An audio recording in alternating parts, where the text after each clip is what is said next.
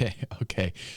Listen, I have not covered this in a while. Bear with me. We're not going to watch the entirety of this, but we're going to look into a game called Star Atlas. Uh-oh. Uh-oh. What did I do?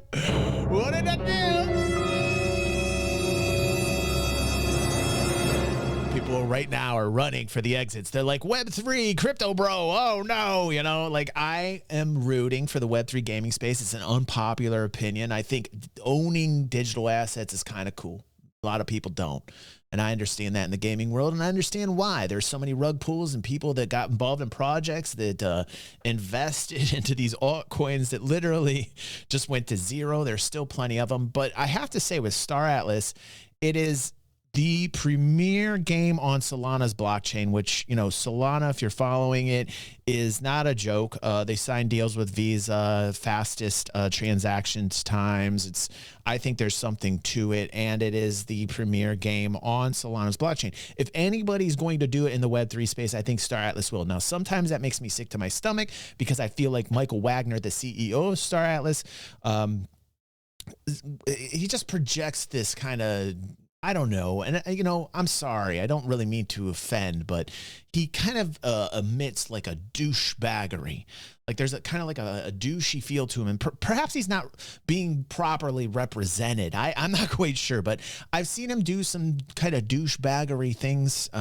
One was copyright striking a small channel called Erad Prime, who it happens to be a friend of mine, the Eradicator I love. He's a brother of mine. And we met long time ago, and I happen to be a big friend.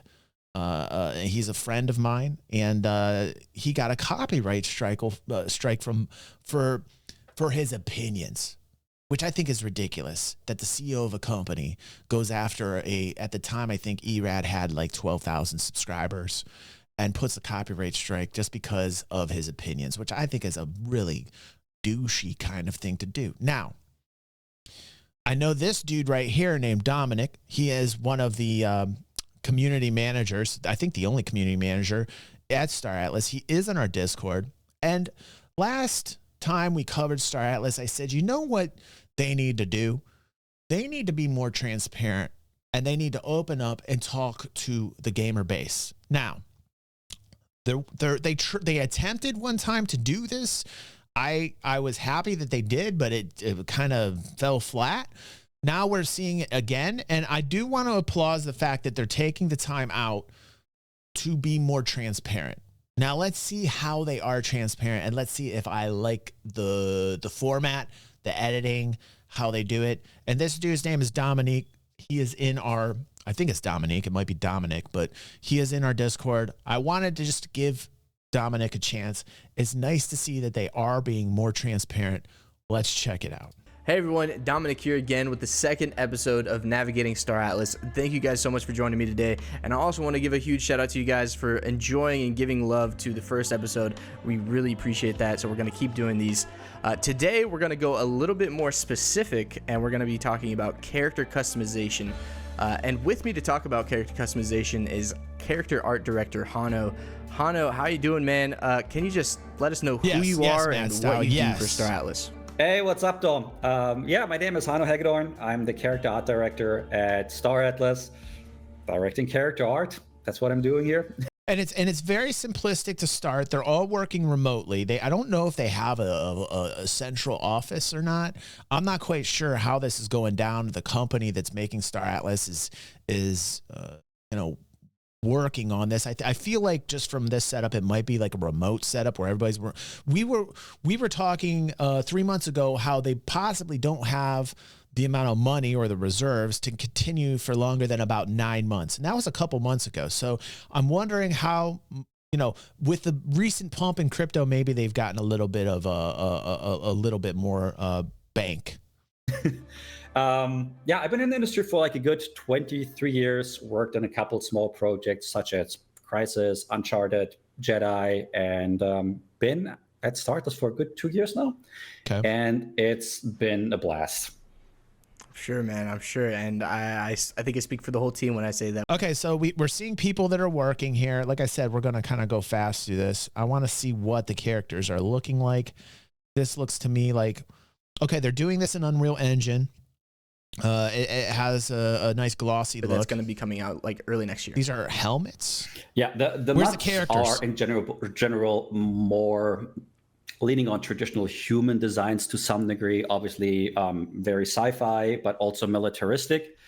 The tiers we've shown right now are, again, the lower tier ones, the more basic ones, and they're just kind of going to go from there. The interesting bit about the mods is Okay, well let's see though, because there's like 8 different races in Star Atlas, and all I'm seeing are like people in helmets. I think there's a robot race Directly benefiting from the work you put into the game. It looks from a glossy. customization It's got a gloss, kind of an appeal.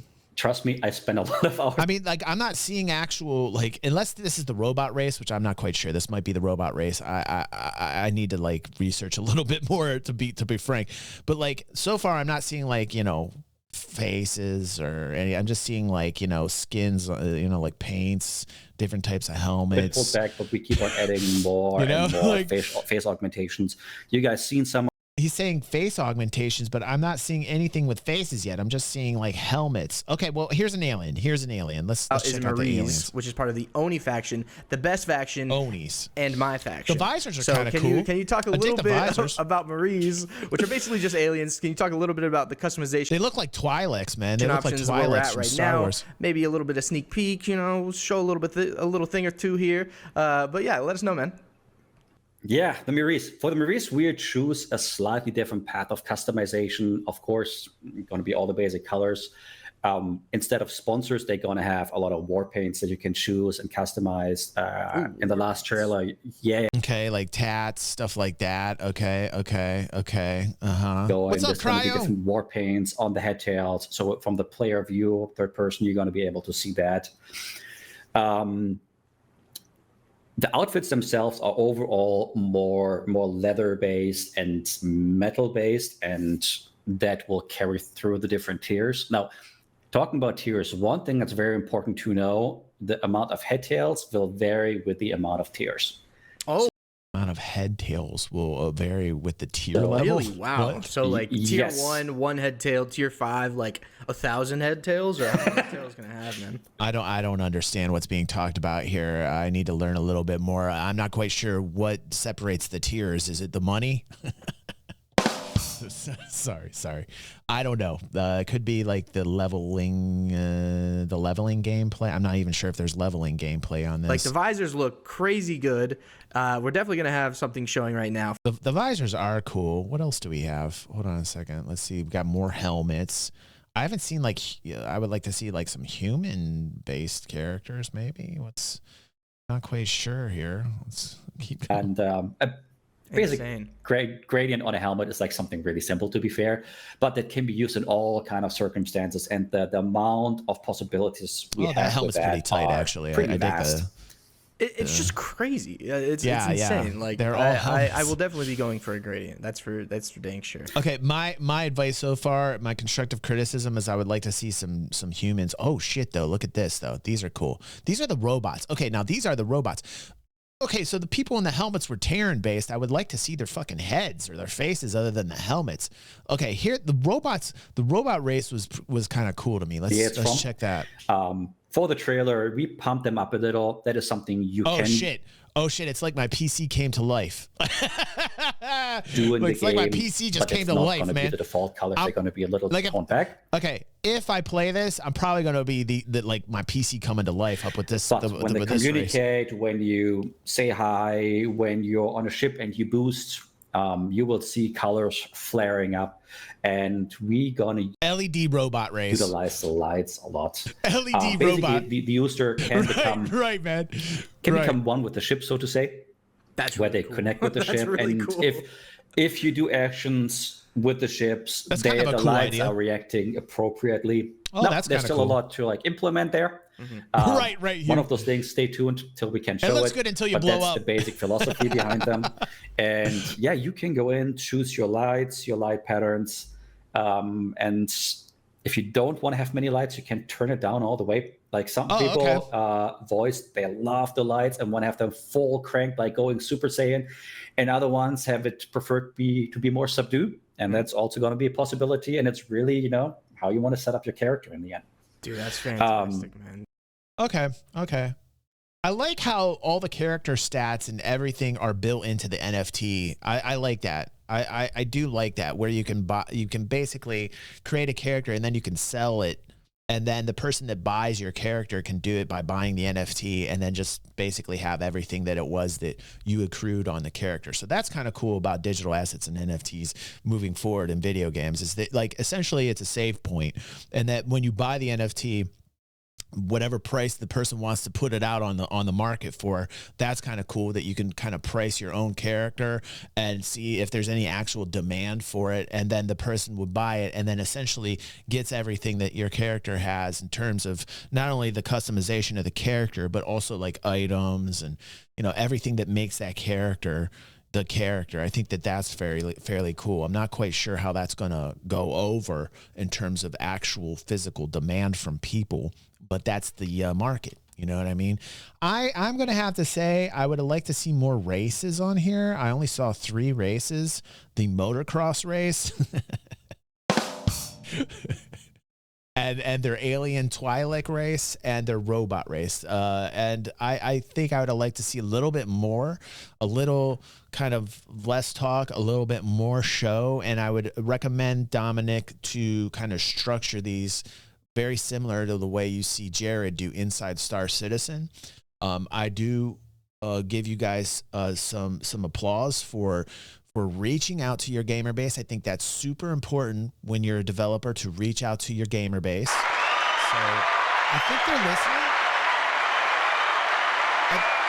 I think they're being more open, and they are making the effort to reach out to their gamer base. I would just like to see more production value. I would like to kind of shorten these up. Like this was a how long is this video? It's a 35-minute video. While I appreciate the reaching out, I think in terms of effort, I would like these shortened up. I would like to see a little bit more cinematic mixed with the talk.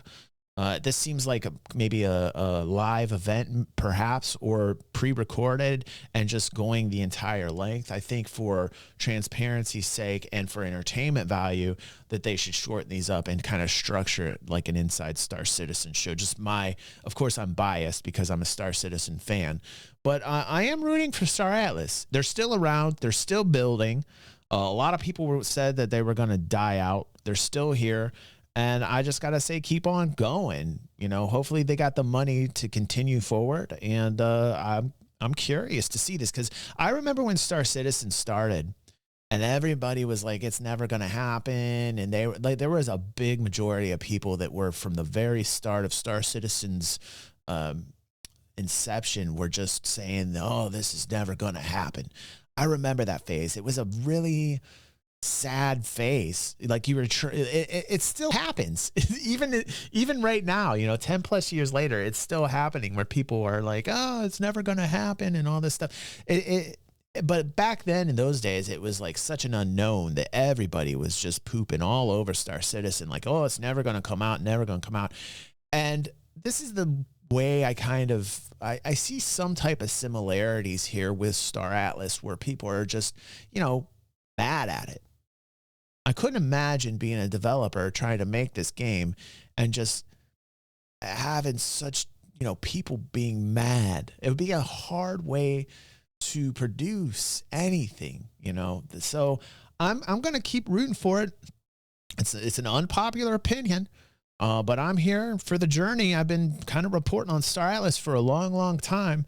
And I'll keep it up even at my own expense, even at my own expense. When people get mad at me for covering it, I'm gonna keep rooting for it. You know, I want to see somebody do it in the Web3 space. I want to see somebody, and I still think Star Atlas is the best shot. I haven't seen any other game really on the level of Star Atlas in the Web3 world. So keep on going on. And Dominic, at least it's nice to know, Dominic, that you're listening. It's cool. Thank you, Daft. Oh, Hugh Freeze, thank you for gifting Daft. Appreciate you, man. Speaking of Star Citizen, a lot of people never thought, you know, we'd be at the point that we're at. And for Star Citizen fans, after the last Citizen Con and seeing server meshing just was a very emotional moment. Just Thank you, Hugh. Hugh's on the gifting screen. Thank you. Nothing is impossible. Do it. Make your dreams come true. Yes, you can. Yes, you can. Just do it. And like I said, it is an unpopular opinion, but I'm gonna keep rooting for them. I hope they do it. Thank you so much, Doug. Appreciate you. Thank you, Hugh. And just very similarly, how I fought for Star Citizen in the early days, it was an unpopular opinion.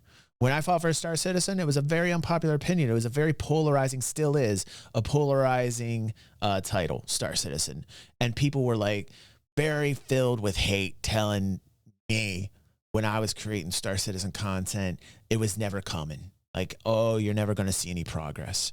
And we have. And I'm going to do it for Star Atlas too, although I have some reservations. And like I mentioned with you, I have some reservations. But it's nice to see very similarly how Star Citizen devs back in the days, and still do, listen to this channel, listen to DG360, listen to this voice. There are a lot of people tuned in and keyed in to what it is that we want, what it is that we're looking for with Star Citizen. I think we're starting to see that here in its baby phase with Star Atlas. It's exciting. It's exciting for me to know that our voice is being heard in this genre. And Dominic, keep it up, man. Keep it up. I would make these much shorter. I would edit the shit out of these and show us more game. And couple it with a talk. Look at Inside Star Citizen as an example. I think that's what you should do, Dominic. Keep up the fight. And Michael Wagner, your image, man, your image. I still feel like you got that. Like I don't know what to say when it comes to Michael Wagner. And I feel like I wonder. I don't know. It would be interesting to ask him some questions. It really would, but I'm not going to get involved. I'm just going to stand back. I'm going to watch, and I'm going to hope that they keep the fight. They keep the fight, even though it's a very unpopular opinion.